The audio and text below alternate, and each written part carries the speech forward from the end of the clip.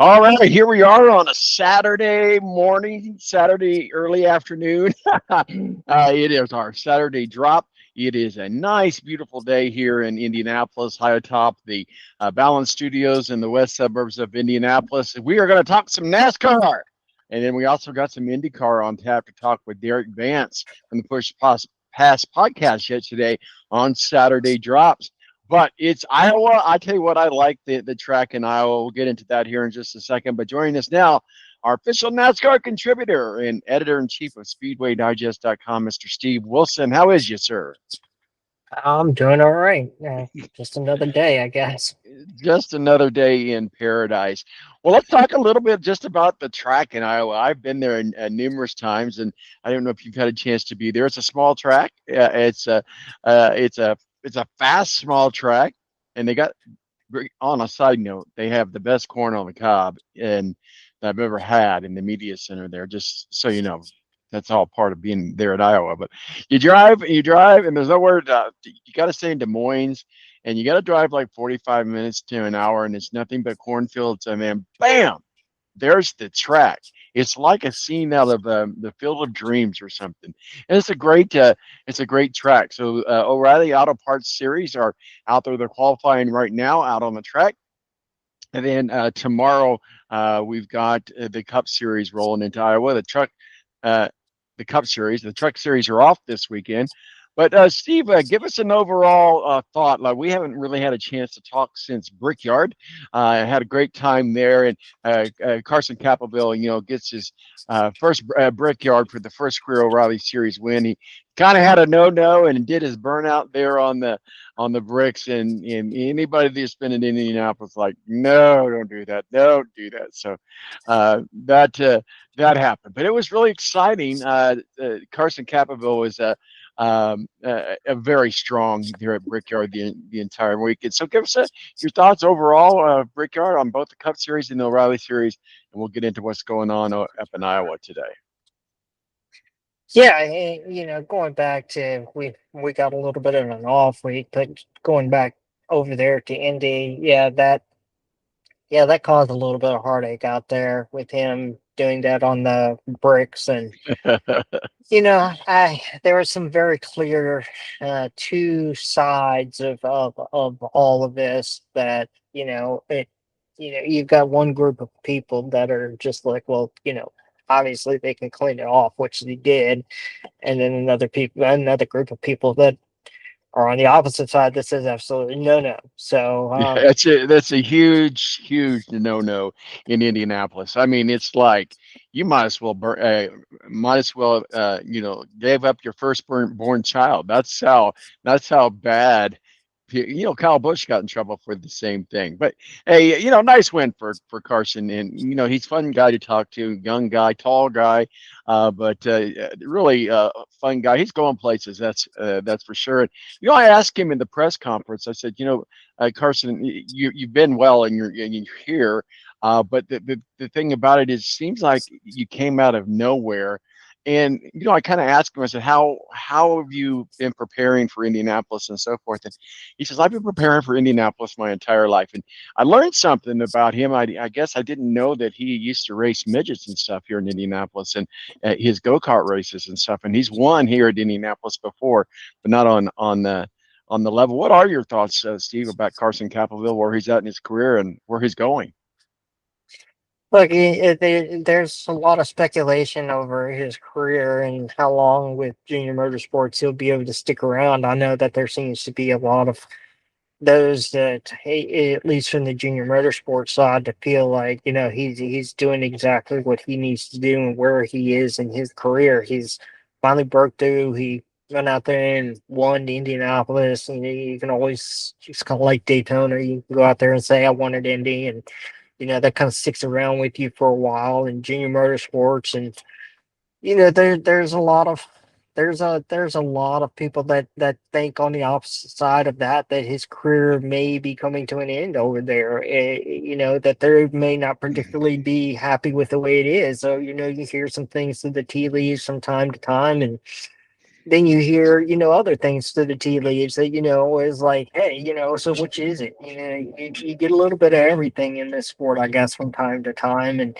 look, where no matter what happens, I think him, and the funny thing about it is that even let's just, going back to that, Carson won there in Indianapolis, and his brother won at Langley Speedway in a junior motorsports late model the same night. So the two of them, as brothers, got to kind of share that kind of moment between them that they were racing in opposite sides of the country and got to win in their respective races. So I think Junior Motorsports was able to play upon that in a lot of ways, and you saw them, kind of bantering back and forth on social media on how that the two of them have just, they were able to win, and then it's just a little bit of banter back and forth about those wins. So, you know, uh, I'm more in the side that I think Carson is pretty safe where he is right now. Dale Jr., Kelly, it seems like everybody is, for the most part, pretty happy with him. And, yeah, I think everybody wants to get better. They look at Justin Allgaier, they look at, when Ross Chastain or, Roger Cruz or anybody gets in their cars. And, sometimes you're looking at the other people that are in your cars and you kind of wonder whether those people are better or worse off or whatever the case may be, and are they where they need to be to catch up with their teammates. And I think right now, him just being so young, that he's got plenty of time to continue to develop. Well, and I'm excited to watch his career and see how things do. Let's go ahead and move on through. There was an announcement on Thursday that NASCAR will implement a new stage break procedure for all national series beginning this weekend at Iowa. Can you help us break that down? What that's about, what that means, and what that means for the teams here in Iowa this weekend? Yes, so Indianapolis came a pretty hot point that there was approximately 47, 48 minutes worth of stage cautions there. Now, we can make the argument that the track is so big that, of course, it takes a little bit longer to run these cautions. But the NASCAR fan base, even the drivers, people that are on these committees that are former drivers, they've kind of made their voices known in the off week. Then it's like, look, we really got to take a look at this stuff. We can't have 40 some minutes of caution out there where we're burning laps into the next stage. And here you are getting, one to go shootouts, and it just causes either a more chaos or it just prolongs the entire caution period overall. So I think NASCAR finally came to this realization where it was kind of that flash point, the flash in the pan, and so look, we can't look away any longer. We can't, we just can't continue to do what we are doing. We need to make a change, and NASCAR did just that. And I know a lot of people say, hey, look, the NASCAR never listens to us, and NASCAR was very well aware of what was going on, and they even said that they needed to get better. So this week they finally come out and said, look, hey, if there is a natural caution that comes out within 10 laps of the stage end, that Mm-hmm. will then be the stage caution going forward the remainder of the year. This will give them time to evaluate how this works out for them and then make adjustments for next year, because there's going to have to be some type of adjustments. You take a look at the naval base, which is like 3 miles long. You look at Watkins Sure. Glen, you look at other places that they're going to, and these are not places where they're going to be able to say, hey, look, if it comes out with 10 to go, because even in these shorter series like the truck series, for example, or the O'Reilly series, some of these places only had 15 laps, maybe even 20 laps at most in some of these stages. So they can't really make that balance. They're going to have to make adjustments, and this will give them time to do exactly that. They've got a lot of short tracks coming up. They've got intermediate tracks. They've got a big track in Daytona. Talladega. So they've got some opportunities in there to see a couple different types of racetracks and then see how it works out through the remainder of the year and then make changes as necessary, going forward into 2027. And I think that's where NASCAR will lean on both the drivers. I know Mark Martin, Denny Hamlin, a lot of these guys have been vocal not only on social media but in their committees and things like that they're part of, and have said that we would like to see some changes into this, and this gives them time to evaluate that and move forward to 2027. The truck series are off this weekend, but this is a good time to see where we're at. One last final push in the last of the regular season. A lot can change in a few months, and certainly some of the drivers that have seen some changes in the power rankings in the truck series is Lane Riggs. Has been Lane Riggs. Obviously, Chandler Smith has compiled 2 wins. Other drivers apart from Front Row Motorsports are jockeying for postseason positioning with 2 regular season races remaining. So kind of look at how it shaped out. Let's just kind of go through the power rankings, the top 5 or so, and I'll get your thoughts on, just kind of do a round robin, if you will, a hot seat, if you will. But let's talk about Lane Riggs. Straight out of the Michael Jordan playbook, the 24-year-old Riggs took his P3 position in the previous rankings personally, and now he's number 1. Lane Riggs, what are your thoughts with him being in the number 1 slot in the Ford there? I think that he's just capitalizing on what he's done over the last couple of seasons, really, in that truck, and he's kind of.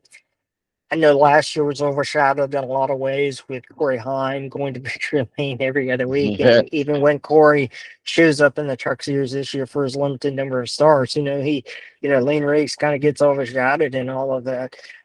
But I think he's pretty much on his way to, at this point, he already has enough points. He's already locked himself into the chase for later on when it comes up in the next couple of weeks.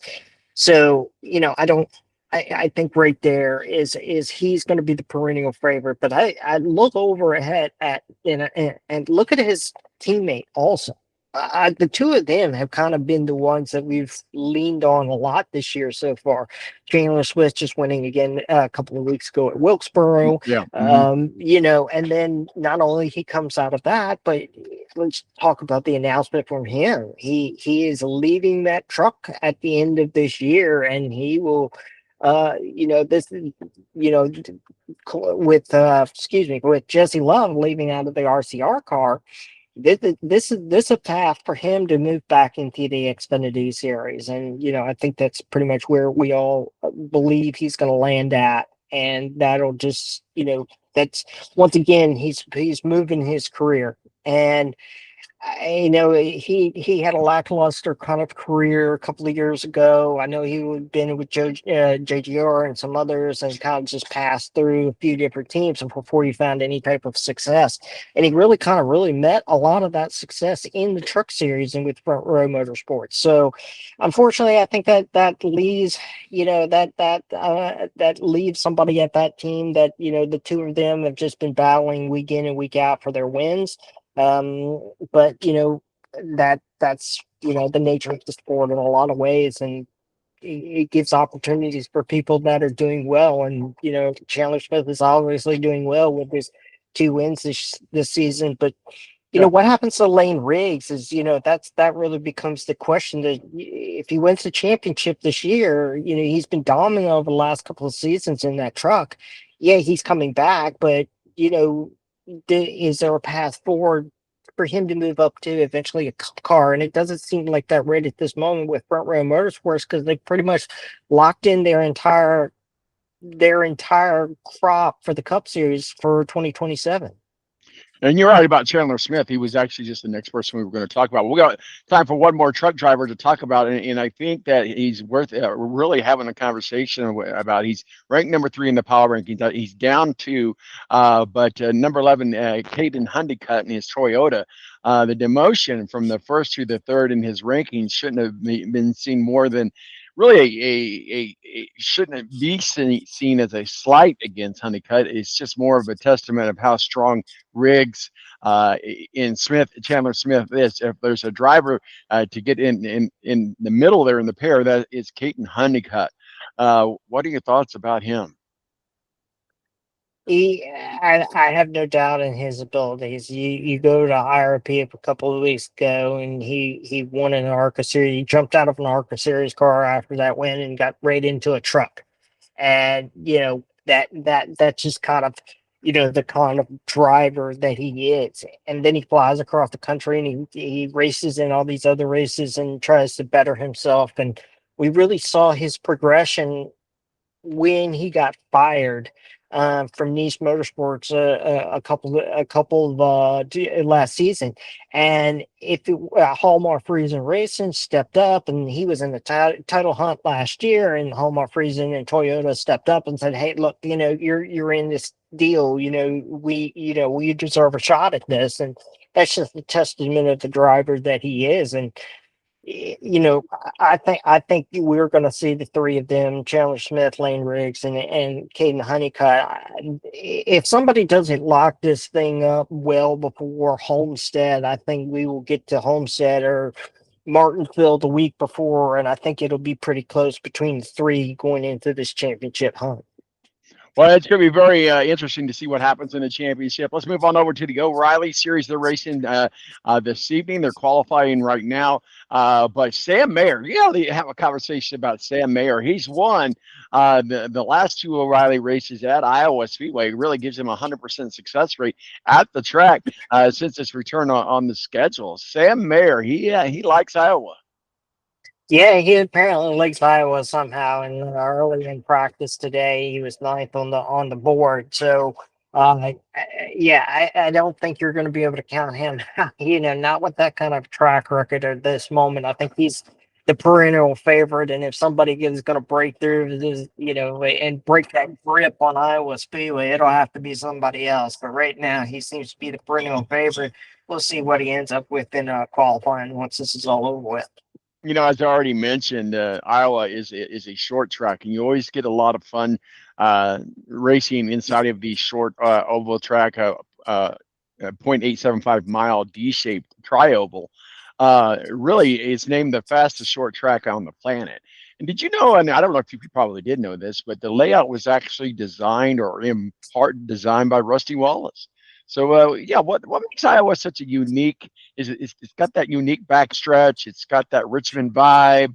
It's got the small track excitement. What do you think makes Iowa just such a great place? It was off the NASCAR schedule for a while, and only IndyCar was racing there. Now both race there.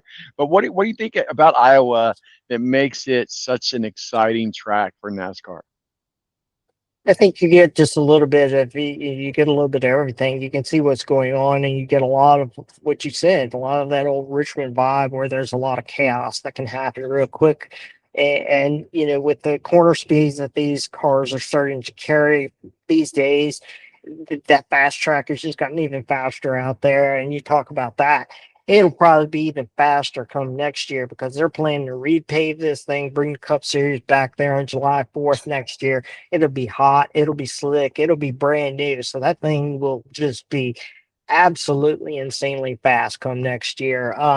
But I think it's just interesting that it really is almost a carbon copy in a lot of ways. And Rusty Wallace, I think, did that because of his domination back in the day at Richmond Raceway when he pulled that number two Miller Genuine Draft off the truck there. You knew that he was going to be the one that you were going to have to run over, run around, run under, run through to try and win a race around him at Richmond Raceway. And I think it's a lot of sentimental value there for him to be able to, um, you know, copy a track that he was so successful at and kind of design some of those features into Iowa Speedway. And now that NASCAR owns it, between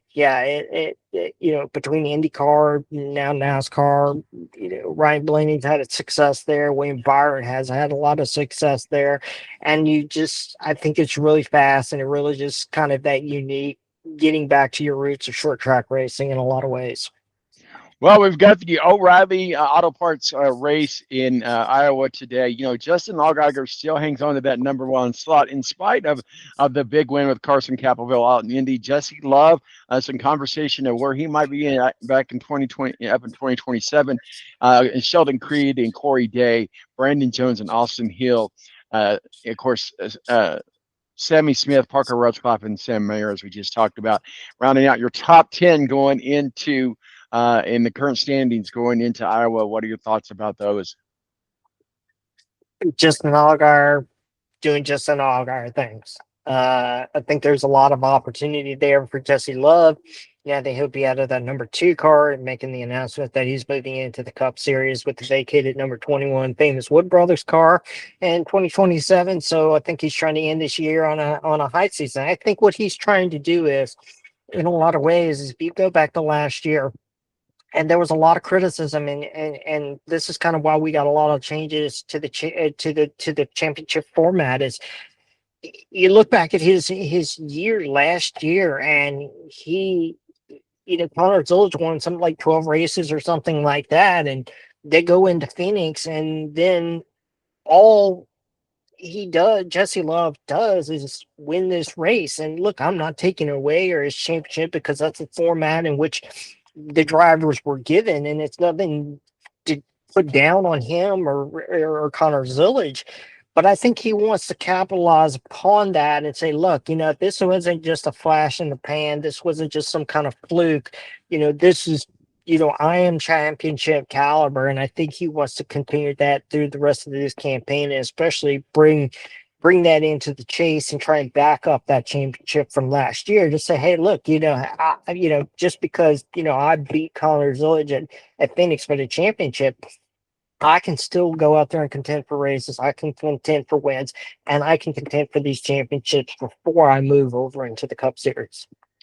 Speaking of moving over to the Cup Series, Alex Bowman announced his retirement when he was here in Indianapolis, and a lot of people I don't know if I've missed it, then I've missed it, but I know that Connor Zillage is the favorite person that people are talking about. He's going to step in and replace Alex Bowman in the number 48 car for Hendrick Motorsports.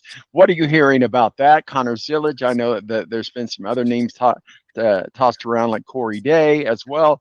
But are we still under the belief that Connor Zillage will be the one who steps into that number 48 car? I think that's where right now the winds are shifting and blowing towards, and that seems to be, Connor's got to get out of whatever's happening over there at Trackhouse Racing. And you look at Daniel Suarez, for example, he leaves Trackhouse Racing, he goes out there and immediately pretty much wins in the Cup Series with Spire Motorsports this year. So his season has turned around by leaving there, and Trackhouse is not the team that they were 2 years ago. And for somebody like Connor Zillage, I would be jumping at the opportunity. I would be beating down whoever's door, banging on their doors, calling, blowing up cell phones to say, hey, I want to be in this Hendrick Motorsports car come 2028 when Alex Bowman retires, because I want this opportunity to show that once again my 12 wins or whatever it was in the O'Reilly series isn't just some kind of fluke. I mean, yeah, I've had some bad days here this year in my rookie year, but every rookie has bad days. They're Sure. learning a different car, a different, longevity of these races. So, I think he wants to be better. He wants to be with a winning team. And I think that's where, his mindset and everybody's mindset is that he's young, he's marketable, he's somebody that can win races, and we want him in our cars. And I think Hendrick is looking at that. Now, Corey Day, as far as his status is that, look, that is a protege of Jeff Gordon, and Jeff is grooming him to molding him to be a championship caliber driver within this sport. And Corey Day, a couple of weeks ago, he jumps out of a rally car, goes and immediately wins in a sprint car race, and that just kind of shows that his he can drive a lot of different cars. And Jeff is pushing him and kind of molding his entire career to be able to get him to that point where he can be in a Cup Series car. Now, how that works out over there, I don't know, because Chase Elliott is locked in, William Byron is locked in. Mhm. Now you've got this open opportunity in 2028. if Connersville something drastic happens, I don't know if that's the direction they go, but this surely gives them another good year, almost year and a half to really look at the two drivers and say, who do we want in this car? Who's going to give us the best opportunities? And if that means that we need to keep Corey Day in the Raleigh series Mhm. and doing some other things like that a little bit longer, maybe that's what we do. But I think right now the prevailing winds are is that Connor Zillick will be that driver in 2028. That'd be a great choice for him as well. As we mentioned here a couple times, Iowa's a short track. There's 11 active NASCAR Series Cup drivers who have won races at paved short track. After Joey Logano won on July 19th there in North Wilkesboro, which you were there for that. So we got a lot of action coming up on Sunday. So some of the drivers, let's just go through some of these proven short track paved drivers, and you got to start with Chase Elliott. I mean, he's had two Martinsville wins, but he is a beast on the short track. Yeah, not only that, he also won I'm sorry, the Clash earlier this year at Yes, Bowman yes. Gray. Hmm. So yes, a very, very short track ace that comes into this with a lot of opportunity. Christopher Bell as well. He won in Bristol. He's won in Martinsville. He's got himself a clock. Christopher Bell on the short track, one that you can't turn your head away from either. No, I don't think you look away from Christopher Bell on a lot of these tracks. He won at New Hampshire too, and that considered in a lot of ways a short track that races like a short track. So he comes from the short track world, just like Corey Day, just like Jeff Gordon. A lot of these drivers get out of these cars and go run these short tracks and sprint cars, and you really just can't look away from him either because it shows the depth in which he's able to compete in this sport. Austin Dillon is not really one that you say, okay, he's a short track ringer, if you will, but in a lot of ways He's won two. He's had two wins at Richmond, but Austin Dillon, I think, is one of those people that we don't think about when it comes to short track, but it's more than capable of winning in Iowa. I think we don't look at him a lot because it's just outside of those couple of wins, and then Daytona he's been pretty successful there. Although he's had pretty much a major crash there many years ago. But the point is that yeah, you look at Richmond, you look at what he's able to do there. You can't really count him out. But then again, it's like RCR as a whole doesn't seem to be able to keep up with the field week in and week out. And I think that was some of the struggles that we heard from Kyle Busch and Austin Dillon. He pretty much has been pretty vocal about that. And I think it's just them being able to keep up. It's not that he can't win. I think they're just playing on a different level than the other teams are right at this moment and trying to play catch up. A couple more drivers before we have to wrap it up and put a bowl on it for today.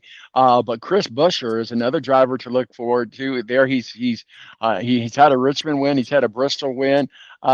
Chris Buescher, what are your thoughts about him?